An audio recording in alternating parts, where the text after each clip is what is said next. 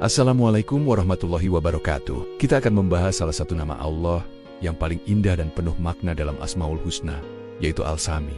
Apa sih artinya Al-Sami? Al-Sami secara harfiah artinya adalah yang maha mendengar. Tapi pendengaran Allah itu nggak sama seperti pendengaran kita.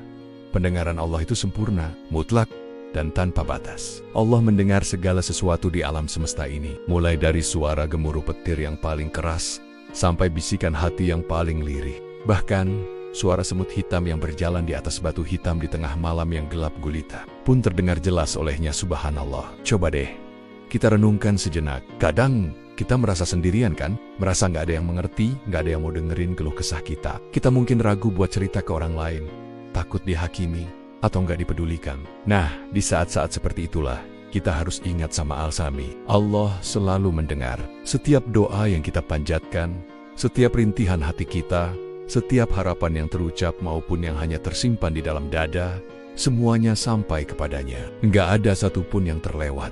Memahami makna Al-Sami ini bisa mengubah cara kita berdoa dan berinteraksi dengan dunia. Pertama, kita jadi lebih yakin dan semangat dalam berdoa. Kita tahu bahwa doa kita nggak akan sia-sia, karena ada yang maha mendengar yang selalu siap mengabulkan dengan cara terbaiknya. Kita jadi nggak ragu lagi buat curhat sama Allah tentang apa aja, kapan aja, dan di mana aja. Kedua, ini juga jadi pengingat buat kita untuk selalu menjaga lisan. Karena Allah maha mendengar, artinya setiap ucapan kita, baik yang baik maupun yang buruk, itu tercatat. Apakah kita sering membicarakan kebaikan, atau malah sering bergosip dan berkata kasar? Sifat Al-Sami ini memotivasi kita untuk selalu menggunakan mulut kita untuk hal-hal yang positif, yang membawa kebaikan bagi diri sendiri dan orang lain. Jadi teman-teman, mari kita coba untuk lebih menghayati sifat Al-Sami dalam hidup kita. Jadikanlah Allah sebagai tempat curhat utama kita, karena Dia adalah pendengar yang paling setia. Dan mari kita jaga lisan kita, karena setiap kata punya pertanggungjawabannya. Semoga kita semua bisa menjadi hamba yang senantiasa sadar bahwa Allah selalu mendengar kita.